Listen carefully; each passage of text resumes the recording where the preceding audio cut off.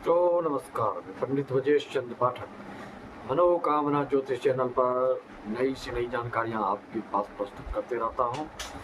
और हमारे जितने भी श्रद्धालु हैं, जितने भक्तजन हैं, जितने श्रोता हैं, जितने दर्शक हैं, सभी को मेरा नमन वंदन अभिनंदन। श्री राम मैं सब जग जानी, करो प्रणाम जोर जुग पानी। आगे बढ़ने से पहले हमारे साथ आप भी हो लीजिए। वक्रतुंड महाकाय सूर्यकोटि समप्रभ, निर्विघ्नं कुरु मे देव, सर्वकार्येषु सर्वदा। तो एक से एक जानकारी जो कि आप अपने जीवन में अपनी कुंडली को देखकर पता लगा सकते हैं कि आप क्या चाहते हैं और क्या हो रहा है।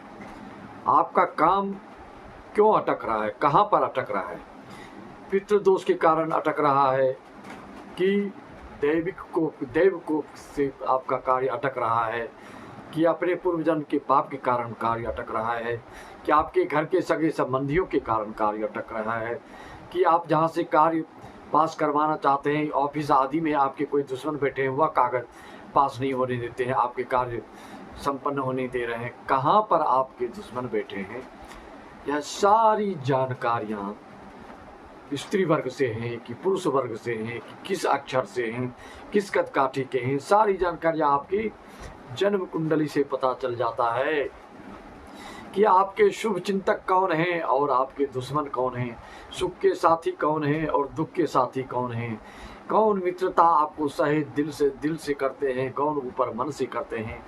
हर चीज की जानकारी कुंडली के प्रेडिक्शन से सब पता चल जाता है। दूध का दूध, पानी का पानी हो जाता है।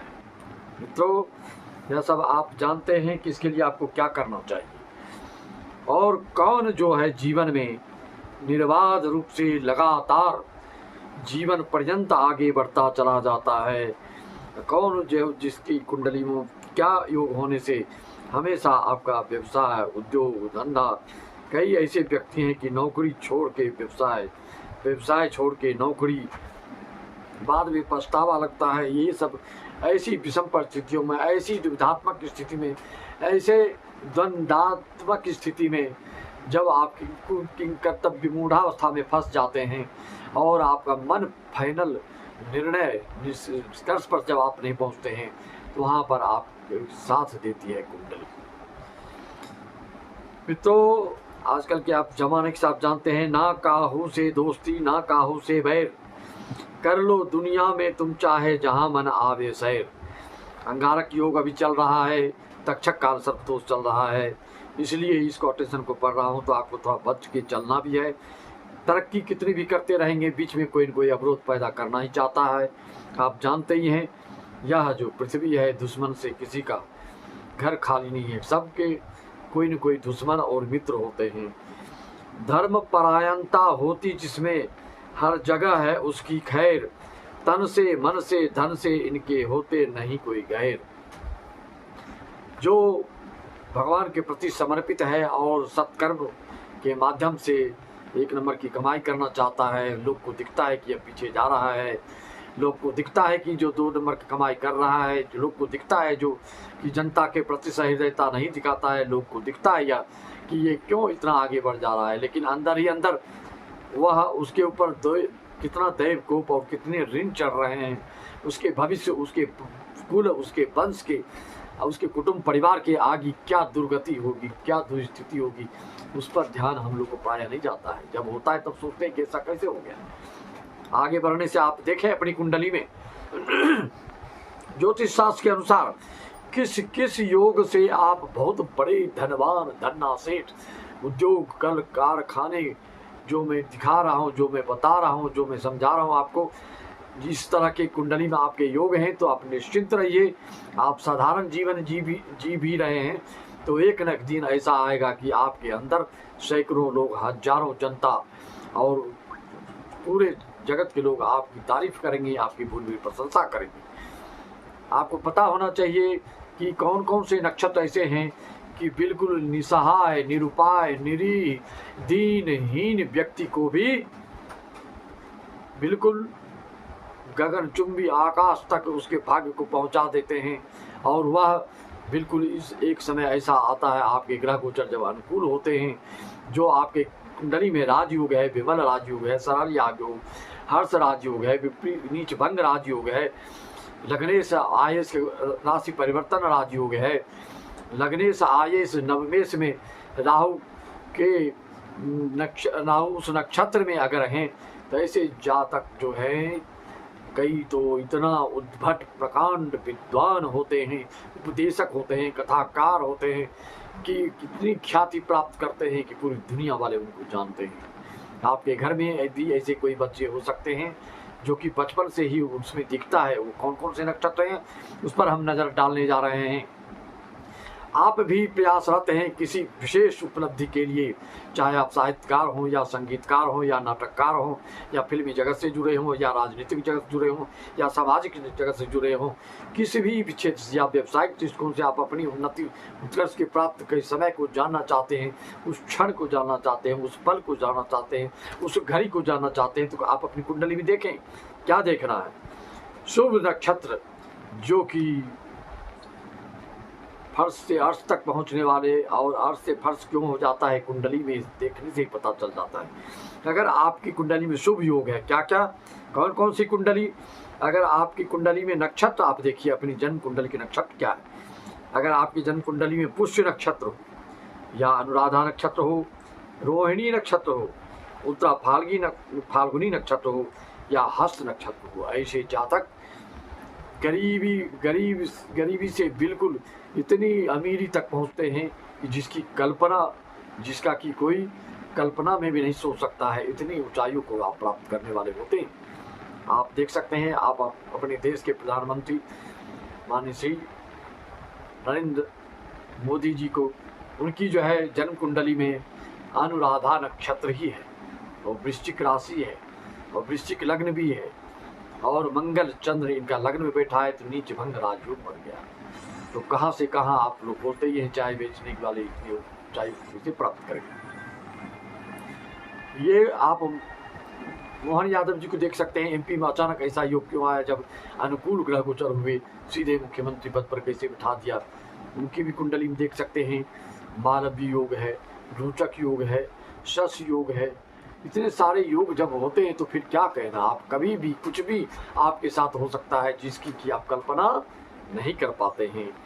आप हमेशा कभी भी आपको देखना है कि आप बहुत बड़े आदमी बनेंगे कि नहीं, बहुत धन्ना सेठ बनेंगे कि नहीं, उद्योगपति बनेंगे कि नहीं, मुख्यमंत्री बनेंगे कि नहीं, IAS IPS अधिकारी आदि में आपके मतलब पद ये प्राप्त आपको होने वाला है कि नहीं, जो तैयारियां आप कर रहे हैं उसके लिए कुंडली को देखिए। अगर लग्न युवावस्था का हो, लग्नेश युवावस्था का हो, लग्न और आयेश का राशि परिवर्तन हो, लग्नेश और नवमेश या दशमेश का राशि परिवर्तन हो, लग्नेश या पंचमेश का राशि परिवर्तन हो, ऐसा जातक काफ़ी आशातीत सफलता प्राप्त करता है और कल्पना से परे ऊंचाइयों को प्राप्त करते हैं। आप क्या आपकी कुंडली में ऐसा है या अपने बच्चों में, जिसके में भी देखना हो आप देखकर समझ सकते हैं। दिन आपका कौन कौन सा होना चाहिए। दिन ज़्यादा शुभ माना गया है ज्योतिष शास्त्र के अनुसार गुरुवार और शुक्रवार। वैसे हर वार की कुछ न कुछ विशेषता है। जो निवेश स्टॉक मार्केट शेयर आदि में लगाना चाहते हैं उनको सोमवार को ज़्यादा करना चाहिए काम। जो कर्मठता का कार्य करते हैं, न्यायपूर्ण जो जीवन जीने वाले होते हैं, उसका जन्म शनिवार को ज़्यादा होता है। जो ज़्यादा तेजस्वी ओजस्वी और अपना प्रभुत्व कायम करने वाले होते हैं वो रविवार का जन्म होता है। बुधवार को जन्म लेने वाला ज़्यादा करके व्यवसायी होते हैं। मंगलवार को जन्म लेने वाला प्राय प्राकृतिक होते हैं, प्रशासनिक क्षेत्र में जाने वाले होते हैं, निर्देशात्मक क्षेत्र में जाने वाले होते हैं। इस तरह के वार के हिसाब से भी आप सबका पॉइंट जुड़ के सब पूरे योग बनते हैं। जैसे आप परीक्षा देते हो कई सब्जेक्ट का, सबका जुड़ के आप डिक्टेशन और या स्कॉलरशिप प्राप्त करते हो, उसी तरह से आपकी कुंडली के भी योग होते हैं। और कुंडली में कौन से जो 27 योग है वो नहीं होना चाहिए। आपके कुंडली में व्यतिपात योग नहीं होना चाहिए, व्याघात योग नहीं होना चाहिए, विषकुंभ योग नहीं होना चाहिए, अतिगंड योग नहीं होना चाहिए, वज्र योग नहीं होना चाहिए, परिग योग नहीं होना चाहिए, वैद्युत योग नहीं होना चाहिए, शूल योग नहीं होना चाहिए। 9 योग से आपको बचना होगा। ये कुंडली में योग नहीं है तो आपको आगे बढ़ने में तीव्रता से आगे बढ़ सकते हैं, निर्बाध रूप से आगे बढ़ सकते हैं और अपार सफलता प्राप्त आप कर सकते हैं। और क्या, आपकी कुंडली में देखिए कि आपको किस पाए का जन्म है। रजत पाए का जन्म होना चाहिए, जिसको चांदी का पाया बोलते हैं, या फिर ताम्र का जन्म होना चाहिए। लौह और स्वर्ण वाले को निकृष्ट माना गया है। इसको भी देख सकते हैं आप। धन्ना सेठ, अपार सफलता, निर्बाध रूप से लगातार जीवन पर्यंत तरक्की करने वाले के ये सब योग लक्षण कुंडली में देखने के लिए कहा गया है। ये सब होते हैं तो आप बहुत ही आगे बढ़ने वाले होते हो, अन्यथा आपको बहुत ही दिक्कत होती है। पुरुष हो तो दिन का जन्म हो, पुरुष हो तो आपके सभी ग्रह सब राशि में जितना होगा उतना अच्छा माना जाएगा। कोई भी केंद्र में एक शुभ ग्रह हो जो भद्र योग, सस योग, रुचक योग, मानव योग और हंस योग बना के रखे। इस तरह के कोई एक योग हो, और जो मैंने बताया, कई लोग को केंद्र में कोई ग्रह ही नहीं रहता है, पूरा षष्ठ में, पूरा द्वादश में, पूरा अष्टम में, वो भी राजा जैसे जीवन जी सकते हैं। लेकिन बिल्कुल ऊंचाइयों को प्राप्त करने के लिए शुभ ग्रह को एक केंद्र में रहना अनिवार्य होता है। आप मुकेश भाई अंबानी को देख सकते हैं, कुछ अष्टम भाव में ही 3-4 ग्रह बैठे हैं, और उनके धनेश, उनका भी वृश्चिक लग्न है, लेकिन धनु राशि है, और धनु राशि गुरु जो उनका बैठा है 10वें भाव में बैठा है, और वो सिंह राशि में गुरु अपने मित्र की राशि में बैठकर और अपने जो अब अद्वितीयता, लक्ष्मीवान जो इतने बने हैं, महालक्ष्मीवान, ये सब इन्हीं के आशीर्वाद। षष्ठम भाव में 4 भाव बना है, जो विपरीत विमल राजयोग के कारण इस तरह से उन्होंने इतनी उच्च पद को प्राप्त किया और इतनी संपत्ति उन्होंने हासिल की।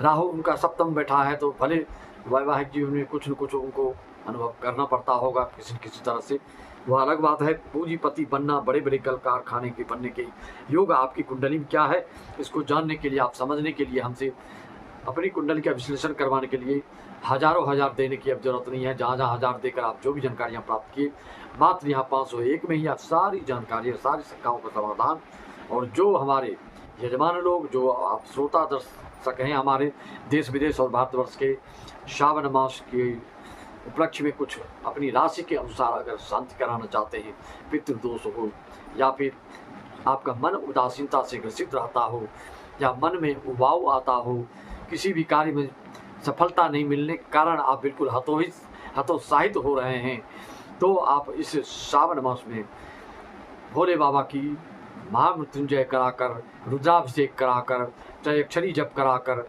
आप अपनी मनोकामना को पूर्ण कर सकते हैं। मैं अपनी वाणी को विराम देते हुए सभी को यही कहना चाहूँगा, जो सिंह राशि वाले हैं उनके लिए आज एक रेमेडी बता रहा हूँ, और प्रभावकारी चीज़ कि आपको क्या करना है। अभी अंगारक योग भी चल रहा है, आपको 3-4 चीज़ों पर ध्यान देना है, तब जाके आपके बड़े बड़े कार्य सिद्ध होने जा रहे हैं। सिंह राशि वालों के लिए शनि से संबंधित, अचल संपत्ति से संबंधित आपका इधर उधर करना, बिल्डर्स वगैरह जो हैं, जो क्रय विक्रय करते हैं, अचल संपत्ति का, मकान आदि का खरीद बिक्री करते हैं, ऐसे लोगों के लिए शनि की कृपा प्राप्त करना चाहिए। आपको इसके लिए क्या करना चाहिए, जो सिंह राशि वालों के लिए जो बैठा है गुरु, अगर वो दूषित है तो उनके लिए आपको क्या करना चाहिए।